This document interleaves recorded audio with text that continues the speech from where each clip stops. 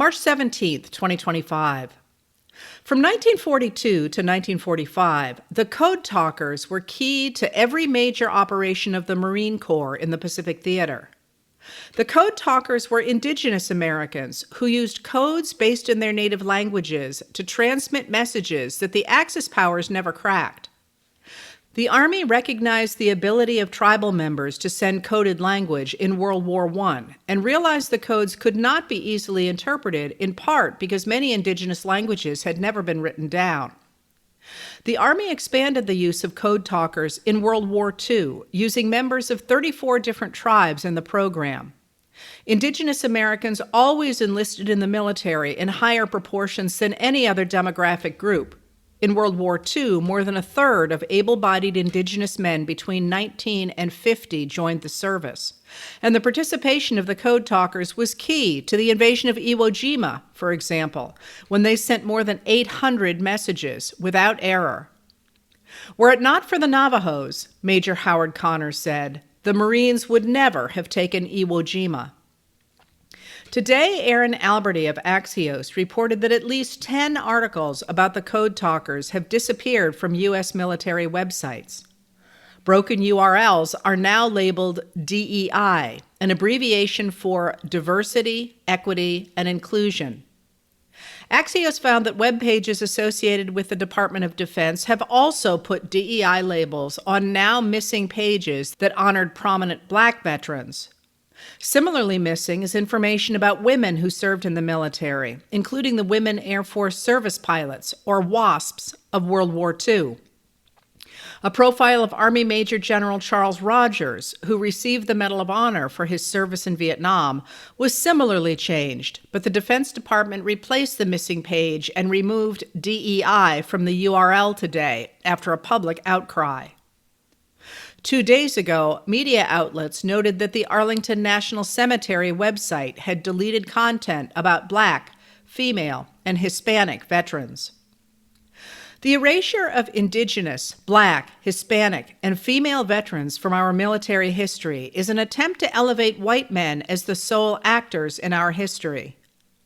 It's also an attempt to erase a vision of a nation in which Americans of all backgrounds come together to work and fight for the common good. After World War II, Americans came together in a similar spirit to create a government that works for all of us. It is that government and the worldview it advances that the Trump administration is currently dismantling. The most obvious attack on that government is the attempt to undermine Social Security, a system by which Congress in 1935 pulled Americans together to support the nation's most vulnerable. President Donald Trump and his sidekick, billionaire Elon Musk, have been asserting, falsely, that Social Security is mired in fraud and corruption. Today, Judd Legum of Popular Information reported that an internal memo from the Social Security Administration, written by Acting Deputy Commissioner Doris Diaz, called for requiring beneficiaries to visit a field office to provide identification if they cannot access the internet to complete verification there. Diaz estimated that implementing this policy would require the administration to receive 75,000 to 85,000 in-person visitors a week. But Social Security Administration offices no longer accept walk-ins, and the current wait time for a visit already averages more than a month, while this change would create a 14% increase in visits. The administration is currently closing Social Security offices. Diaz predicted service disruption, operational strain, and budget shortfalls that would create increased challenges for vulnerable populations. She also predicted legal challenges and congressional scrutiny. In the news over the weekend has been the story of 82-year-old Ned Johnson of Seattle, Washington, who lost his Social Security benefits after he was mistakenly declared dead. Upon that declaration, the government clawed back $5,201 from Johnson's bank account, canceled his Medicare coverage, and warned credit agencies that he was deceased, do not issue credit.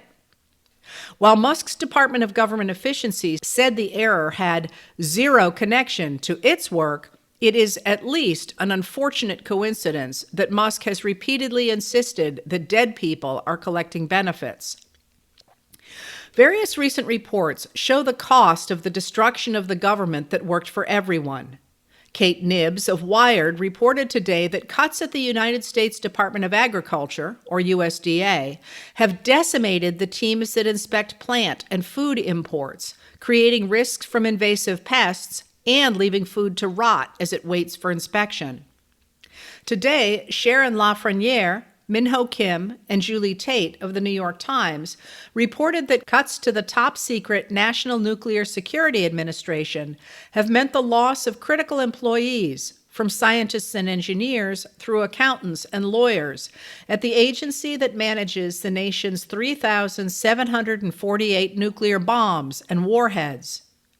The agency was already short-handed as it worked to modernize the arsenal and was hiring to handle the additional workload. Now it appears to have lost many of its leaders, who were most likely to be able to land top jobs in the private sector. Republicans convinced Americans to vote to undermine a government that enables all of us to look out for each other by pushing a narrative that says such a government is dangerous because it gives power to undesirables and lets crime run rampant in the U.S. On Friday, Musk reposted an outrageous tweet saying that dictators Stalin, Mao, and Hitler didn't murder millions of people. Their public sector employees did. The idea that a government that works for everyone is dangerous is at the heart of the administration's rhetoric about the men it has deported to El Salvador without the due process of law. Although we have no idea who those men are, the administration insists they are violent criminals and that anyone trying to protect the rule of law is somehow siding with rapists and murderers. On Saturday, Attorney General Pam Bondi issued a statement saying that the judge insisting on the rule of law was supporting terrorists over the safety of Americans. In place of a world in which the government works for all Americans, President Donald Trump and his supporters are imposing authoritarianism. This morning, Trump declared the presidential pardons issued by his predecessor, President Joe Biden, void, vacant, and of no further force or effect, and went on to say that members of the House Select Committee to investigate the January 6th attack on the U.S. Capitol should fully understand that they are subject to investigation at the highest level. The Constitution does not have any provision to undo a presidential pardon. And Sean McCreish of the New York Times noted that implicit in his post was Mr. Trump's belief that the nation's laws should be whatever he decrees them to be. After White House Press Secretary Caroline Leavitt walked back Trump's insistence that Biden's pardons were invalid by saying that Trump was just suggesting that Biden was mentally incompetent when he signed the pardons, Trump pulled the Secret Service protection from Biden's children, Hunter and Ashley, apparently to demonstrate that he could. The rejection of a government that works for all Americans in order to concentrate power in the executive branch appears to serve individuals like Musk rather than the American people. Isaac Stanley Becker reported in The Atlantic on March 9th that although the government awarded Verizon a $2.4 billion contract to upgrade the Federal Aviation Administration's communications network, Musk has instructed his SpaceX company to install its equipment in that network.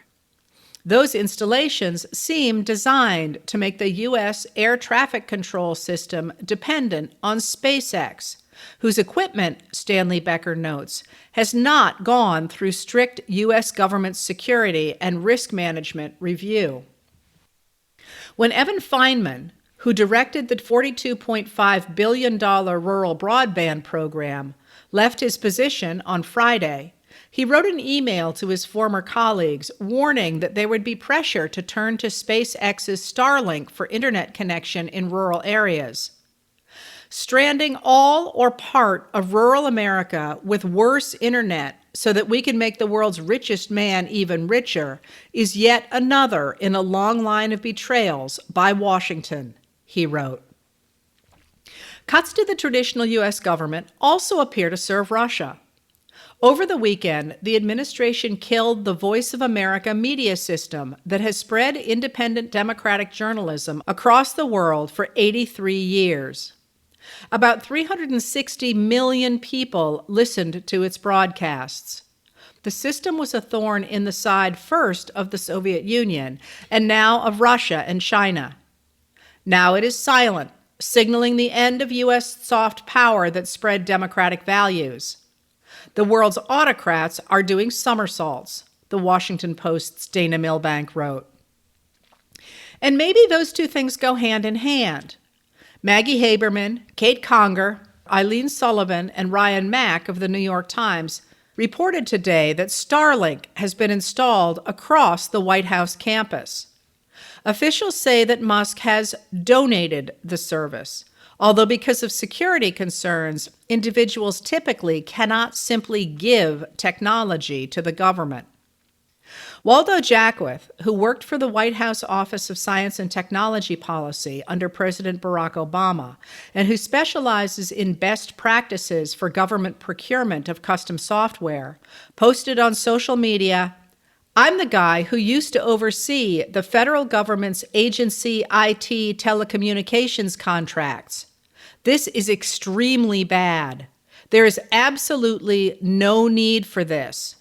Not only is it a huge security exposure, but the simplest explanation for this is that it is meant to be a security exposure."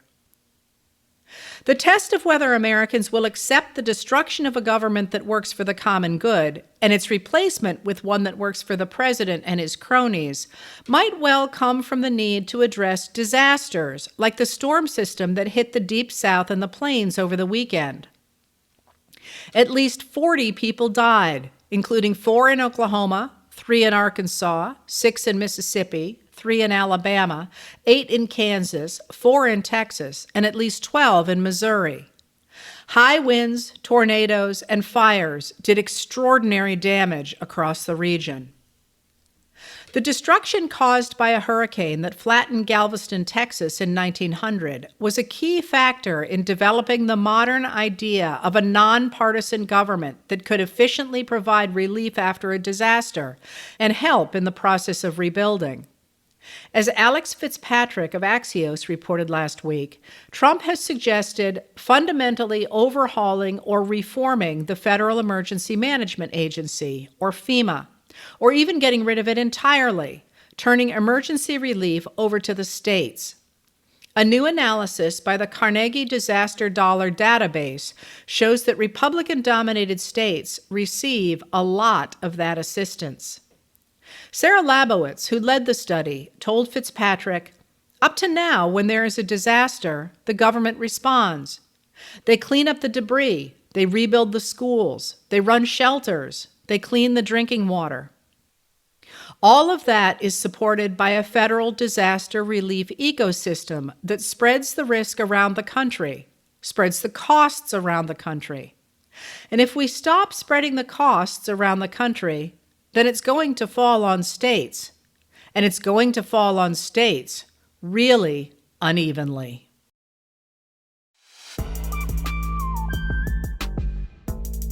Letters from an American was written and read by Heather Cox Richardson. It was produced at Soundscape Productions, Dedham, Massachusetts.